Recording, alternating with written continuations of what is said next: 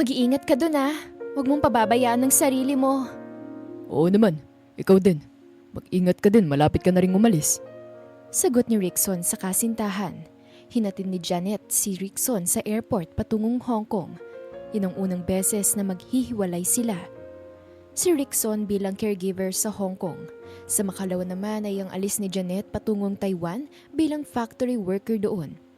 Yun ay para sa kanilang kinabukasan at sa nalalapit na kasal. Kaya nagpasya silang dalawa na mangyibang bansa upang makaipon. Para sa'yo mahal ko, mag-iingat ako. Baka ipagpalit mo ako dun sa mga Taiwanese ha? Birong wika ni Rickson kay Janet. Malabong mangyari yon. Baka ikaw, nako, lagot ka talaga sa akin. Natatawa na lamang si Janet. Mahal ni Janet ang nobyo, kaya malabo pa siyang maghanap ng iba. Lalo naman ako no, patay na patay ako sa'yo eh. O siya, sige na. Pagkatapos ng mahigpit na yakap ay kumaway na si Rickson kay Janet bago tuluyang pumasok ng departure area. Ngayon pa lang ay mamimiss na niyang pinakamamahal na nobya. Pagdating sa Hong Kong ay maayos naman ang naging trabaho doon ni Rickson. Stay out siya at may sariling accommodation na inuuwian kasama ang iba pang kapwa niya caregiver. Ang buong akala ni Rickson ay malulungkot siya habang naroroon. Ngunit sa una lang pala dahil masaya at masarap kasama ang mga kasama niya roon. Lalo kapag wala silang pasok ay sumasama siyang gumimik sa mga bagong kaibigan. Minsan lang naman dahil alam nilang nakakapagod ang maghapon nila sa trabaho ay kailangan din nila na maayos na pahinga. Hanggang sa nakilala ni Rickson si Betty. Isa rin itong caregiver doon na nauna lang sa kanya ng 6 na buwan. Maganda si Betty, sexy at maganda. Maasikaso rin ito dahil kapag pumupunta sila sa accommodation ng mga babae ay maasikaso ito at pinagluluto sila. Dalawa sa kasama ni Rickson ay kasintahan ng kasama roon ni Betty kaya palagi ang mga ito pumupunta. Sumasama siya dahil close siya sa dalawa. Palagi rin siyang tinutukso ng mga ito kay Betty. Pareho umano silang single. Hindi niya sinabi na may fiancé siya at kasal na lang ang kulang sa kanila. Kaya siya naroon sa Hong Kong upang makaipon para sa kanilang kasal nila ni Janet. Bakit hindi mo ligawan si Betty? Halata namang may gusto sa'yo eh. Todo asikaso kapag kasama ka namin. Hindi naman ganun yung dati. Naku pare, pumunta ako dito para makaipon. Anya sa kaibigan. Ikaw lang din naman eh. Diyan din yung si Betty. Nagkatawanan na lamang sila sa birong yun ni Landon sa kanya. Hanggang isang araw ay nagkayayaang gumimik kasama si Betty.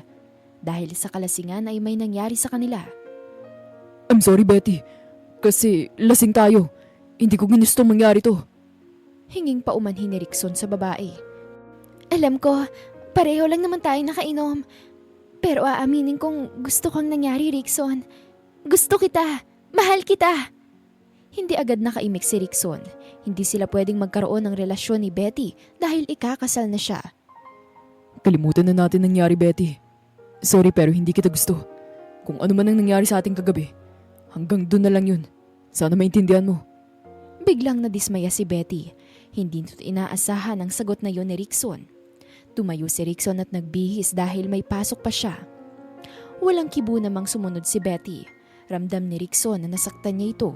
Pero hindi naman tamang makipagrelasyon siya sa babae. Committed na siya sa iba at ayaw niyang paasahin ito. Napakabait nito at ayaw niyang makasakit ng iba. Sa paglipas ng mga araw ay tinuon ni Rickson ang sarili sa trabaho. Hindi muna siya sumasama sa mga kasama niya roon sa accommodation. Hindi para magpahinga, kundi para maiwasan si Betty at sa ano pa mang pwedeng mangyari sa kanila.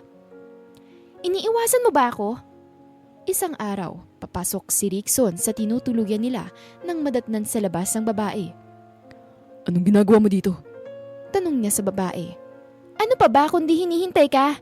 Halos 1 buwan ka ding hindi kita nakita. Wika ng babae sa kanya. Busy ako sa trabaho. Matabang na saad niya sa babae. Busy? O sadyang iniiwasan mo lang ako? Betty, pwede ba? Nag-usap na tayo di ba? Ano bang gusto mo?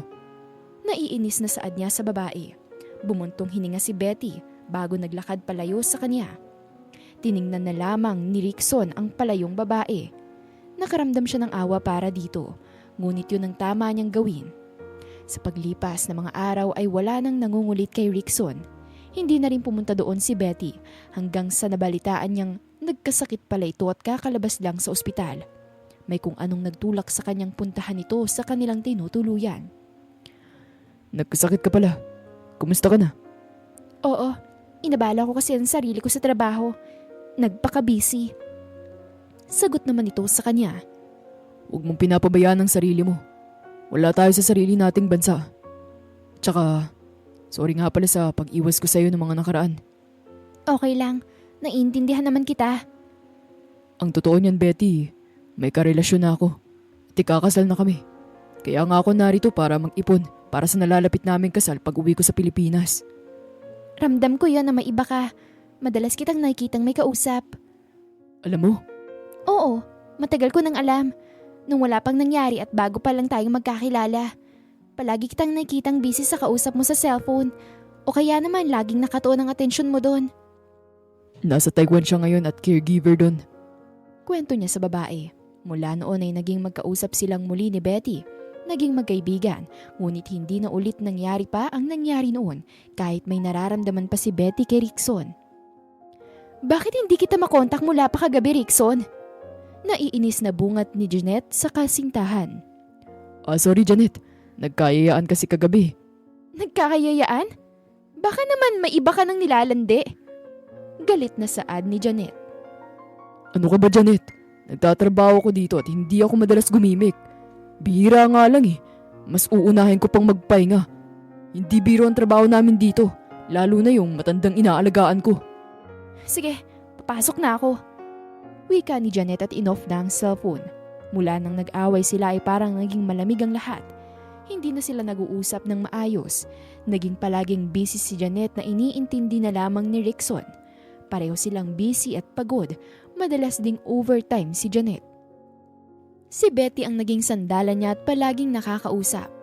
Ngunit bilang kaibigan, hanggang sa nararamdaman ni Rickson na nahuhulog na pala siya kay Betty. Ngunit hindi yun tama. Mananatili siyang tapat sa kasintahan at hindi na muling magpapatukso.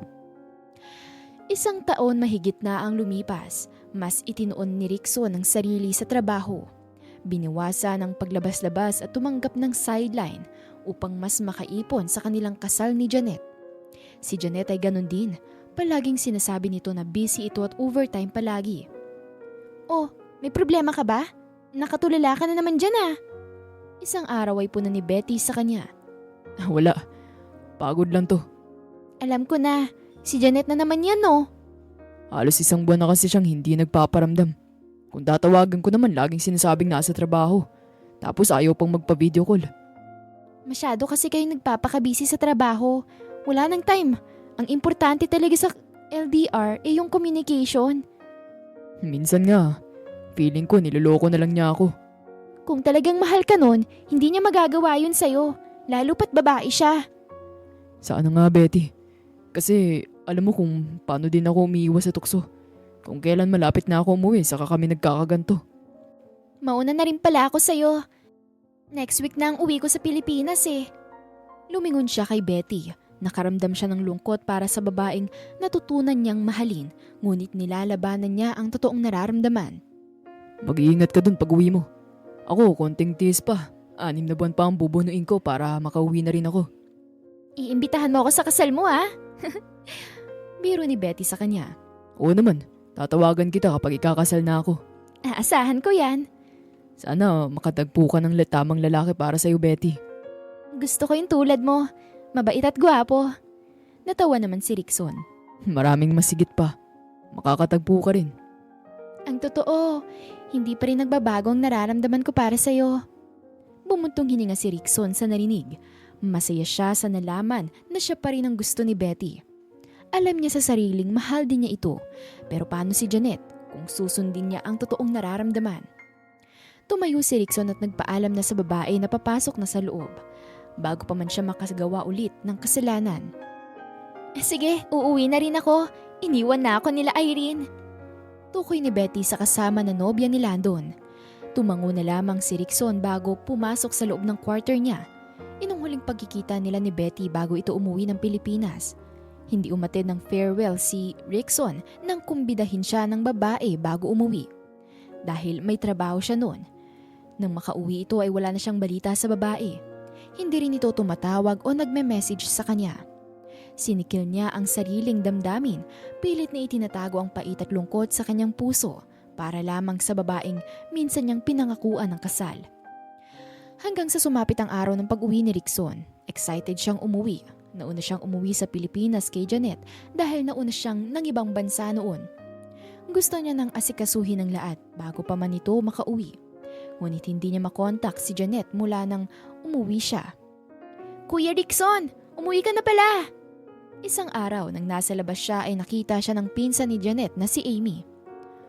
Oo, nung isang araw pa. Tumatawag ba sa'yo si Ate Janet mo? Hindi ko kasi siya makontak eh. Biglang nag-iba ang ekspresyon ng mukha ni Amy. Naging alanganin ang tingin nito sa kaumiwas ng tingin kay Rickson. Doon nagsimulang kabahan si Rickson. Kuya, matagal nang umuwi dito si Ate Janet. Halos 5 buwan na." Parang binagsakan ng langit at lupa si Rickson.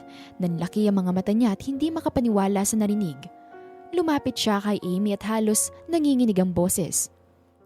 Anong ibig mo sabihin, Amy? Totoo bang sinasabi mo? Oo kuya, pero wag mo nang sabihin na ako nagsabi ah. Matagal nang nandito si ate at buntis siya nang umuwi. Napatigil si Rickson, nanigas sa kinatatayuan. Mabigat ang bawat salitang narinig niya. Namula ang mukha niya at naghalo ang galit, sakit at pagkabigla. Ang mga kamao niya ay unti-unting sumikip at mabilis na bumilis ang tibok ng kanyang dibdib.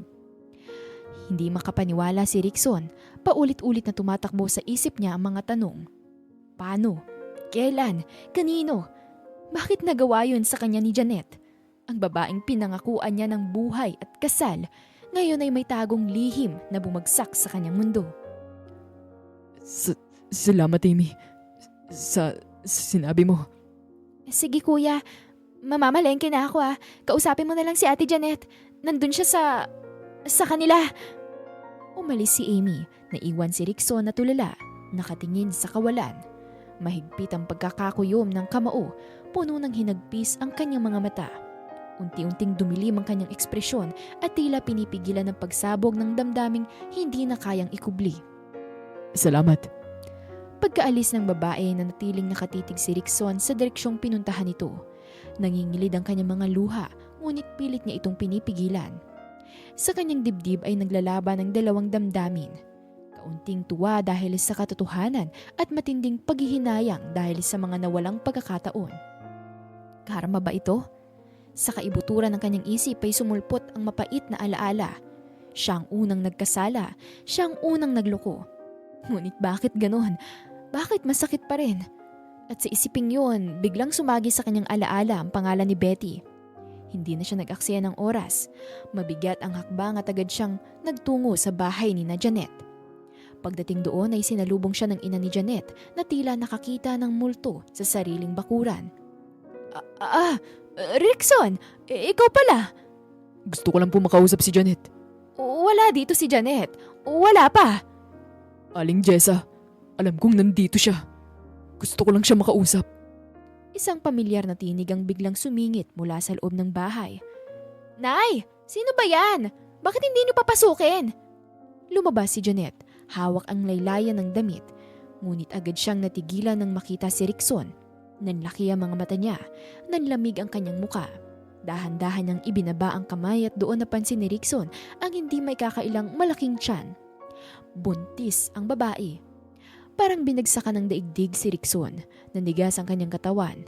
Ang mga mata niya'y nag-iba mula sa pag-asa, naging galit at pagkawasak. Mariin niyang pinipigilan ang nanginginig na kamay. Pasok ka, Rickson. Maiwan ko muna kayo, ha?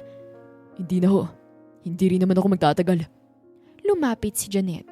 Dahan-dahan, nakayuko at halos hindi makatingin. Nanginginig ang tinig. Rickson, sorry. Bakit, Janet? Sabihin mo sa akin. Bakit? Napaiyak si Janet. Halos hindi makalabas ang boses.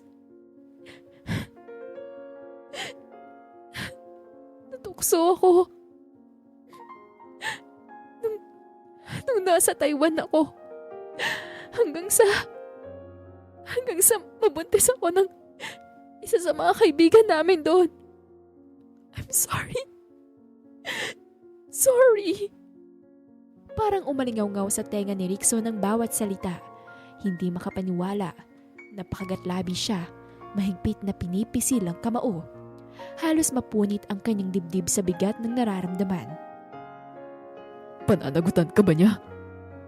Hindi. May asawa siya dito sa Pilipinas. At 6 na anak. Sumunod ang katahimikan. Tila huminto ang oras. Marahang ibinaba ni Rickson ang tingin. Muling napatitig sa tiyan ni Janet. Doon tuluyang bumigay ang puso niya. Humigit siya ng malalim na buntong hininga at pilit pinipigilan ng pagiyak. Wala na akong magagawa. Kung yan ang kapalaran natin. Pagkasabi nito at marahan siyang tumalikod. Mabigat ang bawat hakbang. Parang tinutusok ng libo-libong karayom ang kanyang dibdib. Naiwan si Janet. Luhaan, nakaluhod sa may pinto habang hinahaplos ang kanyang tiyan. Samantalang si Rickson ay lumalakad palayo, bitbit ang bigat ng panahong nasayang at pagmamahalang tuluyang nawasak. Pagdating sa bahay ay humiga si Rickson sa kama. Doon napatingin ang kanyang mga mata sa kahong pinaglaanan ng mga ipon. Malaki-laki rin yun, bunga ng 2 taong pagtatrabaho sa Hong Kong. Plano niyang ibangko yun at magtayo ng maliit na negosyo. Dahil uli lang lubos siya, ay wala na siyang ibang pinagkagastusan kundi ang sarili lang. Ngunit ngayong gabi ay tila wala itong halaga sa bigat ng kanyang nararamdaman. Napatingin siya sa cellphone na nakapatong sa lamesa. Muling kumabog ang dibdib niya. Halos na 6 na buwan na mula nang huli silang mag-usap ni Betty. Inignora niya ito, ang babaeng lihim niyang minahal para lang ituwid ang pagkakamali niya kay Janet. At ngayon ay pakiramdam niya'y ito nga ang tunay na karma. Mariin siyang napapikit at malinaw sa kanyang puso kung sino talaga ang gusto niya. At yun ay si Betty. Kinakabahan niyang dinayal ang numero ng babae. Habang umiilaw ang screen at umuugong ang ringtone, ay lalong bumibilis ang tibok ng kanyang puso. Hanggang sa... Rickson? Kumusta? Ang tagal mong hindi nagparamdam ah. O ano, kailan ang kasal mo? Imbitahan mo ako ah. Para siyang tinusok sa dibdib. Pilit niyang pinatatag ang boses. Hindi na. Hindi matutuloy. Kumusta ka na? Ha? Ano yun? Sorry ang ingay dito, hindi ko marinig. Tinatanong kita. Kumusta ka na? Eto, ikakasal na rin. Baka maunahan pa kita. Punta ka ha, next month na yon. Parang biglang gumuho ang mundo ni Rickson. Sa pangalawang pagkakataon, muli siyang tinalikuran ng kapalaran. Nanahimik siya sa kabila ng linya. Hawak-hawak ang telepono at nakatitig sa kawalan. Hoy! Ano na? Bakit natahimik ka dyan? Congrats. Sige, pupunta ako. Sabihin mo lang kung saan at kailan. Sige Rickson, text na lang ah. Busy ako ngayon. Birthday kasi ng boyfriend ko kaya maingay. Bye! At tuluyang naputol ang tawag. Naiwan si Rickson. Hawak pa rin ang telepono. Hindi alam kung matatawa ba siya o maiiyak. Napaupo siya at doon bumigat lalo ang lahat. Pagsisisi. Sumaalalay sa kanyang isip ang mga salitang yun. Sana pala ay nag-take siya ng risk noon. Sana hindi niya pinakawalan si Betty. O sana hindi na lang siya nagloko para hindi nasira ang lahat sa kanila ni Janet. Ngunit huli na. At ngayong gabi ay malinaw ang aral na ang bawat maling desisyon ay may kapalit na sakit at minsan ay wala ng ikalawang pagkakataon. Hanggang dito na lang po ang magandang istoryang ito. Ako po si Miss Demi at maraming salamat po sa pakikinig ng inyong kwento dito sa channel na ito. Hanggang sa muli, paalam! Maraming salamat mga kakwentuhan! Huwag niyong kalimutan mag-like at subscribe at pindutin na rin ang notification bell para lagi kayong updated sa ating kwentuhan. Hanggang sa muli, paalam!